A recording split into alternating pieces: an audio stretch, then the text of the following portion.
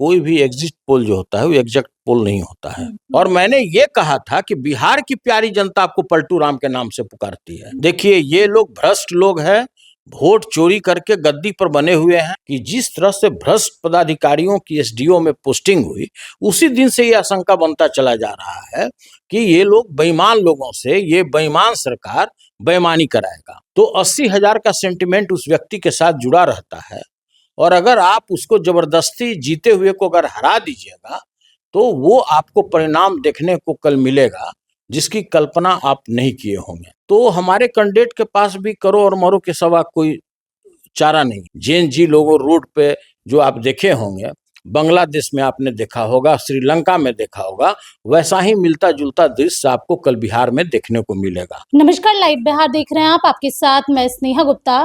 कल का दिन बिहार की राजनीति के लिए काफी ऐतिहासिक है, क्योंकि कल का दिन ही ये बताएगा कि आखिरकार किसकी जीत होगी और किसकी हार। एक तरफ एनडीए है तो दूसरी तरफ महागठबंधन, और ऐसे में जिस तरीके से एग्जिट पोल के द्वारा कहीं ना कहीं महागठबंधन का मनोबल तोड़ा जा रहा है, लेकिन तेजस्वी यादव ने सीधे तौर पे ये कह दिया है कि महागठबंधन की जीत हो रही है और हम मुख्यमंत्री का शपथ ग्रहण करेंगे 18 तारीख को। ऐसे में हमारे साथ खास बातचीत करने के लिए आरजेडी एमएलसी सुनील सिंह जी हैं, सीधे जुड़ेंगे।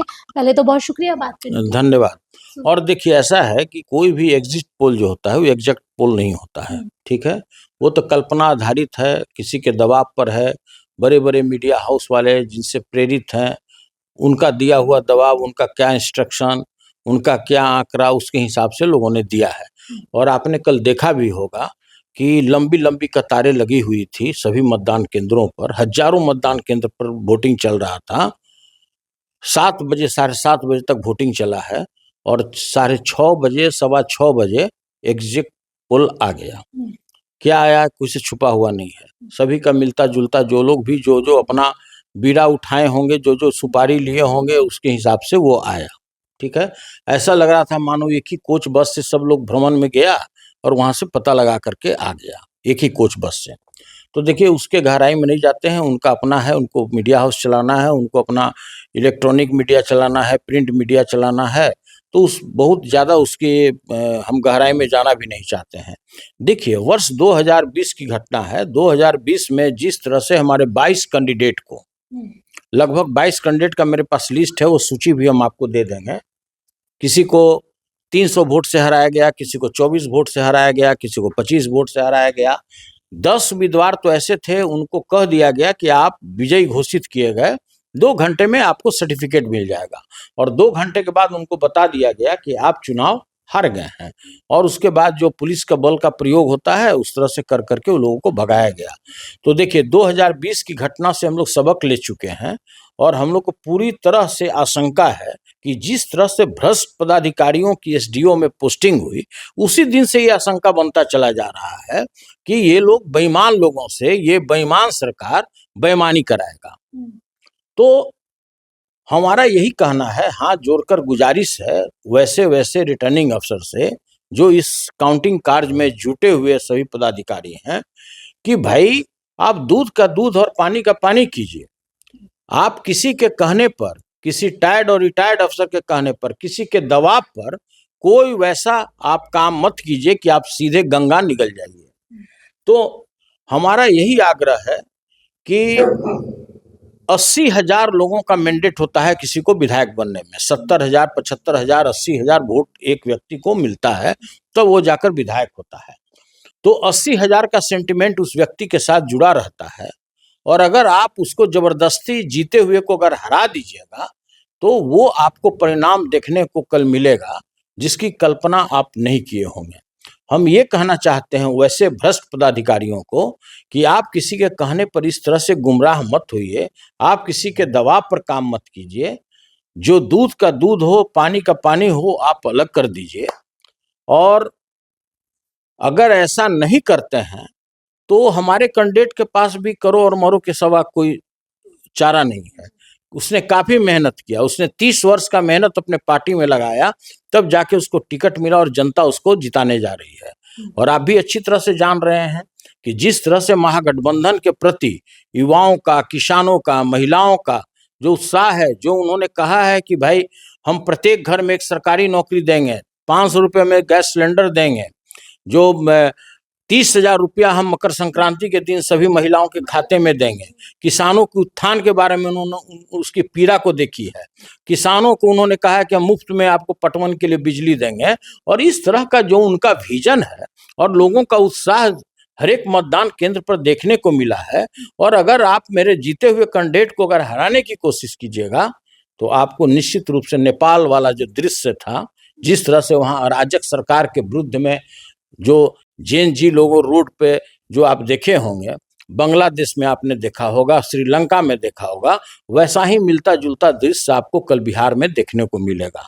सभी पदाधिकारी, हम सभी पदाधिकारी को बेईमान नहीं ठहरा सकते हैं। तो भाई हमारा आग्रह है कि आपके भी परिवार हैं, आपके भी लोग हैं, सगे संबंधी हैं, आप मैंडेट का ख्याल कीजिए। उस पब्लिक को, जिस व्यक्ति को 80,000 लोगों ने मैंडेट दिया है, उसको आप हराने का काम मत कीजिए। अगर कोई जीता है तो उसको जीतने का सर्टिफिकेट दीजिए, हम यही चाहते हैं। सुनील जी, एक सवाल ये भी बनता है, क्योंकि आप अपने बेबाक बयानों के लिए ही जाने जाते हैं। पिछली बार भी जब आपने ऐसे कुछ कहा था, उसके बाद आपकी सदस्यता रद्द करने की बात की गई थी। तो दूसरी तरफ आज आप फिर से ये बयान दे रहे हैं कि अगर सरकार नहीं बनती है महागठबंधन की तो ये हाल नेपाल और बांग्लादेश वाला हो जाएगा। लग रहा नहीं है कि आपके इस बयान की वजह से आपको परेशानी का सामना करना देखिए, आप फिर इसको मैनिपुलेशन कर रहे हैं। मैंने ये कहा है कि अगर जीते हुए व्यक्ति को अगर आप हराने का आप हारा हुआ उसको घोषित कर रहे हैं कैंडिडेट को, तो वैसे परिस्थिति में जो 80,000 लोग उसके साथ जुड़े हुए लोग हैं वो रोड पर आ जाएंगे। आपको नेपाल वाला दृश्य यहाँ दिखेगा। मैंने ये कहा है। और जहां तक पिछली बार भी जो मैंने जो भी कहा किन्हीं के बारे में, तो भाई पलटू राम हम क्या बोलते हैं? पलटू राम तो उनको एक सब्जी वाला ठेला वाला ही बोलता है। उनके साथ में रहने वाले लोग भी उनको पलटू राम बोलते हैं। कोई ऐसा थोड़ी बात है कि मैंने कोई अलग बात कह दिया। और मैंने ये कहा था कि बिहार की प्यारी जनता आपको पलटू राम के नाम से पुकारती है, मैंने ये कहा था। और देखिए, मेरा यही कहना है कि जो भी इस कार्य में, काउंटिंग कार्य में जो भी लगे हुए हैं पदाधिकारी, उनसे हम लोग को अपेक्षा है कि वो ईमानदारी से कार्य करेंगे और बिल्कुल निष्पक्ष तरीके से करेंगे। कोई पक्षपातपूर्ण काम नहीं करेंगे, किसी के दबाव में नहीं आएंगे, कोई भी टायर्ड और रिटायर्ड अफसर के दबाव में नहीं आएंगे। हम लोग उनसे यही अपेक्षा रखते हैं। स्ट्रॉन्ग रूम की जो तस्वीरें सामने आ रही है उस पर क्या कुछ कहना है? कल सासाराम से भी निकल के जो तस्वीरें आई, इसके पहले सराय रंजन से वीवीपैट जो पर्चा होता है, ईवीएम के अंदर जो पर्चा होता है, वो तस्वीरें आई। आप ये मान रहे हैं कि वोट चोरी बिल्कुल हो रही है?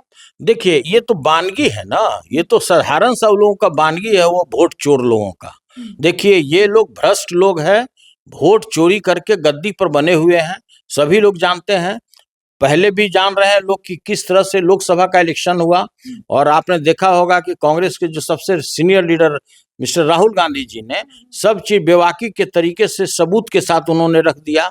तो देखिए, इनका आधार ही है चोरी, इनका आधार ही है भ्रष्टाचार, और उसी के आधार पर ये गद्दी पर आसीन होना चाहते हैं, जिसको इस बार जनता बर्दाश्त नहीं करेगी। और मैं लगातार यह बात बोल रहा हूं और आपके पोर्टल के माध्यम से फिर ये बात बोल रहा हूं कि अगर इस तरह की बेईमानी और शैतानी कोई भ्रष्ट पदाधिकारी करना चाहे तो उनको भी उस दौर से गुजरना पड़ेगा जिसकी ऊपर कल्पना नहीं की होंगे।